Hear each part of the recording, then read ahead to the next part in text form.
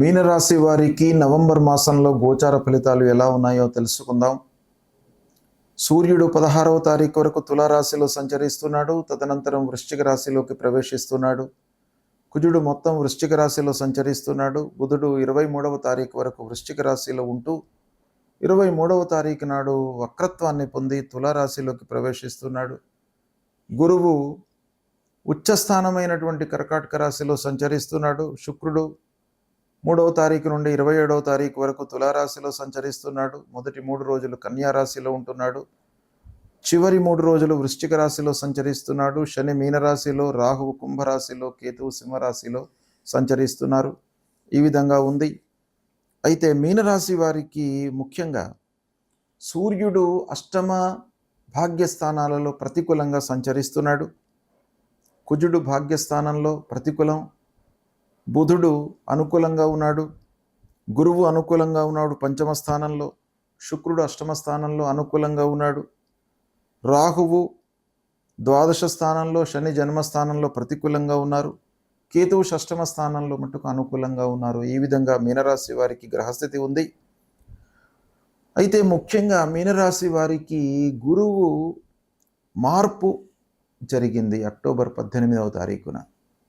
అంటే మీనరాశి వారికి అర్ధాష్టమ స్థానము నుండి పంచమ స్థానంలోకి గురువు రావడము కొంత కలిసి వస్తుంది.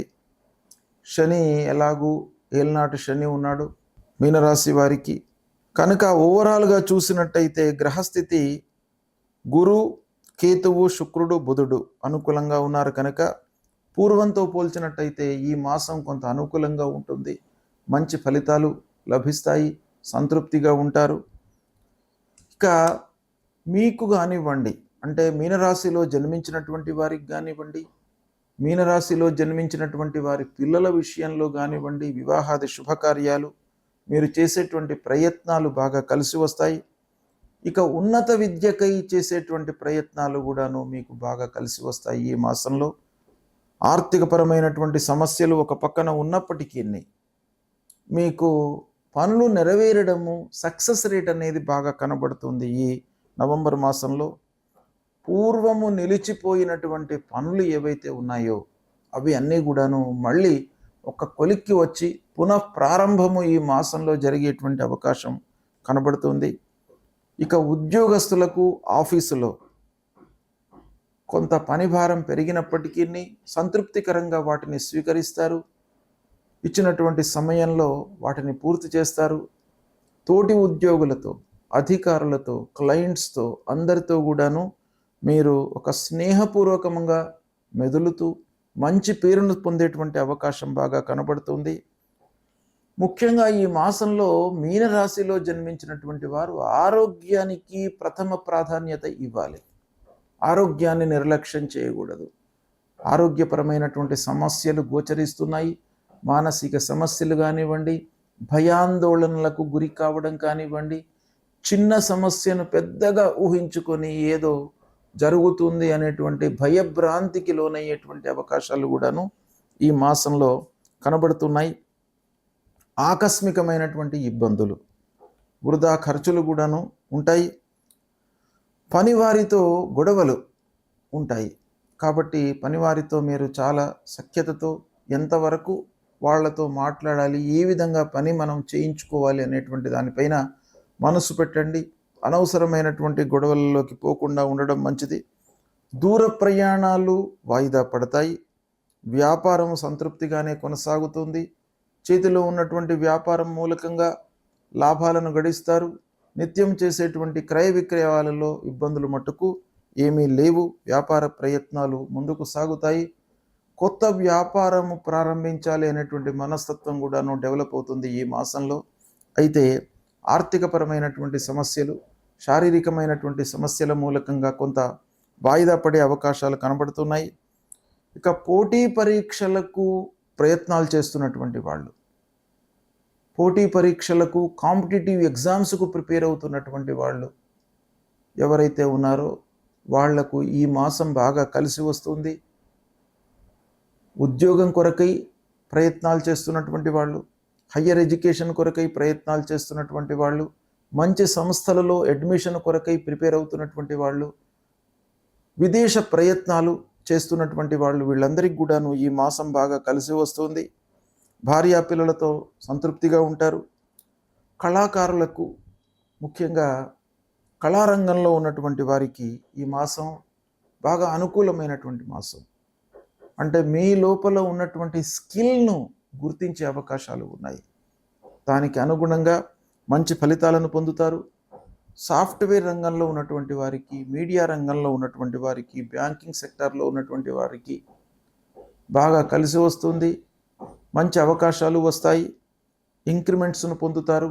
బోనస్ రూపకంగా మీకు డబ్బులు అందే అవకాశాలు ఉన్నాయి. ఇక సంతృప్తిగా ఉంటారు. ఓవరాల్గా తీర్థయాత్రలు, విహారయాత్రలు, విజ్ఞాన యాత్రలు, పుణ్య క్షేత్రాలను సందర్శించడము ఇలాంటివి కనబడుతున్నాయి. కోర్టు వ్యవహారాలు లాభిస్తాయి. రాజకీయ ప్రభుత్వ పనుల లోపల ఆటంకాలు ఎదురైనప్పటికీ ఫైనల్గా పనులు పూర్తయ్యే అవకాశాలు కనబడుతున్నాయి. కనుక రాజకీయ నాయకులు, రాజకీయ పనులు, ప్రభుత్వ పనులతో సంబంధం ఉన్నటువంటి వాళ్ళందరికీ కూడాను కొన్ని ఆటంకాలు వచ్చినప్పటికీ చివరిలో మీకు అనుకూలమైనటువంటి ఫలితాలు ఉంటాయి. కనుక మీరు సంతృప్తిగా ఉండేటువంటి అవకాశాలు ఉన్నాయి.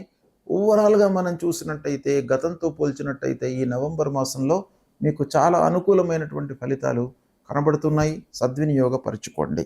ఇక ఈ మీనరాశిలో జన్మించినటువంటి వారికి, అంటే మీనరాశి జాతకులకు ఈ మాసంలో ఉన్నటువంటి గ్రహస్థితి మూలకంగా ఏం పరిహారాలు చేసుకోవాలి అనే విషయాన్ని చూసినట్టయితే, సూర్యుడు అష్టమ నవమ స్థానాలలో సంచరిస్తున్నాడు. కనుక సూర్యుడిని ప్రీతి చేసుకోవడము, అనారోగ్య సమస్యలు రాకుండా ఉండడము కొరకై ఆ ఆరోగ్య ప్రదాత అయినటువంటి ఆ సూర్యనారాయణుణ్ణి మీరు సేవించాలి. అంటే సూర్యుడిని సేవించడము అనంటే సూర్యుడు సంతృప్తి పడేది కేవలం నమస్కారం మూలకంగానే.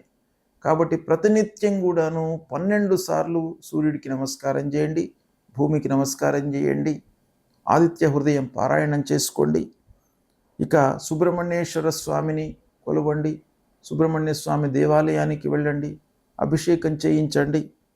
ఇక శనీశ్వరుడు జన్మస్థానంలో ఉన్నాడు కాబట్టి శని మూలకంగా ఇబ్బందులు, మానసిక ఆందోళన, భయము ఇవన్నీ కలిగేటువంటి అవకాశాలు ఉంటాయి. కాబట్టి శని ప్రీత్యర్థమై మీరు ప్రతినిత్యం కూడాను నీలాంజన సమాభాసం రవిపుత్రం యమాగ్రజం ఛాయా మార్తాండ సంభూతం తం నమామి శనైశ్చరం అనేటువంటి ఈ మూలమంత్రాన్ని చదువుకోండి. హనుమాన్ చాలీసా అతి ముఖ్యమైనటువంటిది శనైశ్వరుడి విషయం లోపల. కనుక హనుమాన్ చాలీసా మీరు పారాయణం చేసుకోండి ప్రతినిత్యం కూడాను. ఆంజనేయ స్వామి దేవాలయానికి వెళ్ళండి, భక్తి శ్రద్ధలతో ఏకాగ్రతతో 3 ప్రదక్షిణాలు చేయండి. ఆంజనేయ స్వామికి ప్రదక్షిణాలు చేస్తున్నటువంటి సమయంలో మీరు మనోజవం మారుతతుల్య వేగం జితేంద్రియం బుద్ధిమతాం వరిష్టం వాతాత్మజం వానరయూత ముఖ్యం శ్రీరామదూతం శిరసా నమామి అనేటువంటి ఈ మూలమంత్రాన్ని చదువుకోండి. రాహు ప్రీత్యర్థమై అమ్మవారి దేవాలయానికి వెళ్ళండి, దుర్గామాతను కొలవండి. ఆ అమ్మవారి యొక్క అనుగ్రహం మూలకంగా నష్టం జరగకుండా ఉంటుంది, భయాందోళనకు గురి కాకుండా ఉంటారు, ఆరోగ్య సమస్యలు మన దరి చేరకుండా ఉంటాయి. కాబట్టి అమ్మవారిని మీరు కొలవండి, అన్ని విధాలుగా మీకు శుభం ఫలితాలు కలుగుతాయి. శుభం.